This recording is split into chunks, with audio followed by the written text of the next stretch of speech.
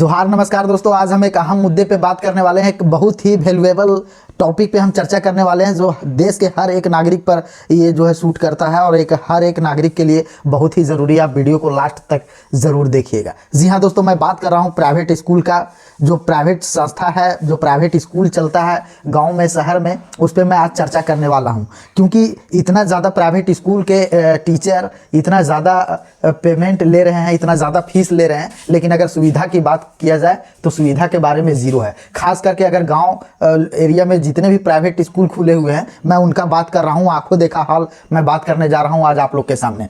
क्योंकि दोस्तों ऐसा देखा गया है कि 1000, 2000 और 1500 रुपया फीस है, लेकिन अगर देखा जाए तो एक मारुति वैन में 10-10 बच्चा, 15-15 बच्चा को जो है गाय बैल की तरह भर दिया जाता है और उसी गाड़ी में जो है सभी को स्कूल लेके जाया जाता है और उसके बाद घर छोड़ा जाता है। क्यों हम पढ़ाएं आपका स्कूल में और क्यों हम आपको इतना फीस दें जब आप गाय बैल के जैसा हमारे विद्यार्थियों को भर कर स्कूल ले जाते हैं। इसमें सबसे बड़ा जो गलती है वो है पेरेंट्स का, माता पिता का। क्योंकि वो स्कूल जाते हैं, पेरेंट्स मीटिंग होता है और उसके बाद भी जो है वो अपना आवाज़ नहीं उठाते हैं और सिर्फ नाश्ता और पानी करके और वो घर वापस आ जाते हैं। तो ये सबसे बड़ा मुद्दा है। इस पे जो है गवर्नमेंट को सबसे पहले एक रूल रेगुलेशन के तहत जो है बनाना चाहिए। क्योंकि जिस तरह से मारुति कार में या ओमनी वैन में, इको में जिस तरह से भरा जाता है, 10 का लिमिट है बैठने का और उसमें 20 को भरा जाता है, ये बहुत ही डेंजर जोन होता है। अगर बाई चांस दुर्घटना हो जाती है तो पता चलता है कि उसमें बहुत सारे स्टूडेंट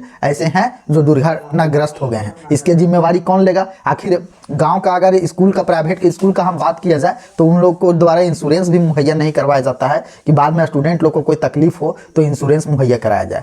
बहुत सारे ऐसे भी स्कूल के वैन होता है जिसमें कि आप देखिएगा कि अगर जगह नहीं है तो जो ड्राइवर सीट रहता है वो आगे में एकदम अपना बगल में गोदी में भी बैठा के ले जाते हैं। इतना जो है ये सब रवैया अपना लिए हैं, घटिया रवैया, कि उसका कहना नहीं है। दूसरी बात कि स्कूल बुक का अगर हम बात करें, प्राइवेट स्कूल बुक का, तो इन लोग का पता नहीं कौन सा सिलेबस है कि हर साल इन लोग सिलेबस चेंज करता है। हर साल और हर साल जो है आप नया क्लास में जाइए और नया सिलेबस का बुक लीजिए। अगर सिलेबस 3 साल या 5 साल का बांध दिया जाए तो वो गरीब स्टूडेंट भी उसमें पढ़ सकता है और पुराना किताब अपने दोस्तों से आधे दाम में लेकर वो पढ़ाई कर सकता है। लेकिन कहाँ, यहाँ प्राइवेट स्कूलों का मनमानी चलती है, प्रिंसिपलों की मनमानी चलती है और कमीशन बेसिक पर काम होता है और स्टूडेंटों द्वारा मोटा पैसा वसूला जाता है। इसलिए वसूला जाता है क्योंकि उन्हें बोला जाता है कि आप फलना दुकान में जाइए और वहाँ से जाके बुक लीजिए। और स्कूल के शिक्षकों द्वारा, स्कूल के प्रिंसिपलों द्वारा ये जो है कमीशन बेसिक पे सेट रहता है उस दुकान में कि आप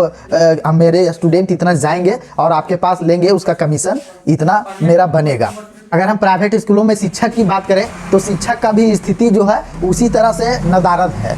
जो भैया 10th पास लड़की लोग हैं, लड़के लोग हैं, 11th पास हैं, 12th पास हैं, ग्रेजुएशन भी सही से नहीं किए हैं और जो है वो पढ़ाने के लिए चले जा रहे हैं। उनके पास बेरोजगारी है और बेरोजगारी के नाम पर जो है 2000 और 4000 में प्राइवेट स्कूल में लोग शिक्षक को इस तरह से रख ले रहे हैं जो बिना नॉन एक्सपीरियंस हैं। तो बताइए कि शिक्षा जगत की स्थिति कितना दयनीय होगा और जो स्टूडेंट वहाँ पे पढ़ रहा है उनकी स्थिति कितना दयनीय होगा। बताइए, एक शिक्षक का मान्यता प्राप्त होना चाहिए, बीएड होना चाहिए, एमएड होना चाहिए और उसके बाद जो है किसी दूसरे स्कूल में 6 महीना, साल भर का ट्रेनिंग होना चाहिए। उसके बाद जो है कोई स्कूल किसी शिक्षक को इंटरव्यू के थ्रू उसमें रख सकता है। लेकिन अगर गाँव लेवल के स्कूल का बात करें, प्राइवेट स्कूल का, तो इतना ज़्यादा स्थिति बद से बदतर हो गया है कि कोई भी स्टूडेंट जो है, कोई भी 10th पास, मैट्रिक पास, 12th पास, कोई भी जो है वहाँ पे पढ़ाने के लिए जा सकता है। इसमें जो है सबसे अहम रोल होता है प्रशासन का, जो कि पूरा ब्लॉक को मैनेजमेंट करता है,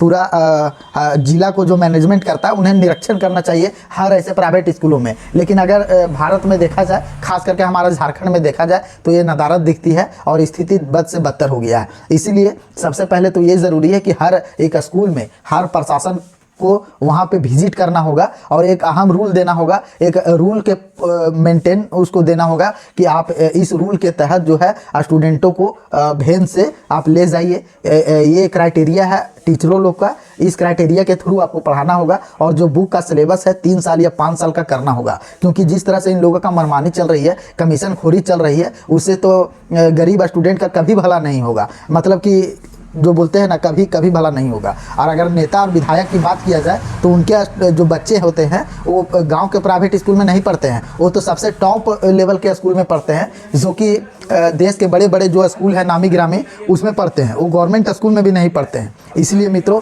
ये बहुत ज़रूरी है कि अगर आपके अगल बगल में, आपके गांव मोहल्ला में अगर इस तरह का स्कूल चल रहे हैं और इस तरह से भर भर के ले जाते हैं स्टूडेंट लोग को गाड़ी में, तो आप ज़रूर इस बात को आवाज़ उठाइए और एक बार आप ज़रूर स्कूल में बोलिए, या फिर अगर स्कूल वाला नहीं सुनता है तो आप प्रशासन के पास ज़रूर कंप्लेंट कीजिए कि हमारे गाँव में जो स्कूल चल रहा है उसकी स्थिति ये है।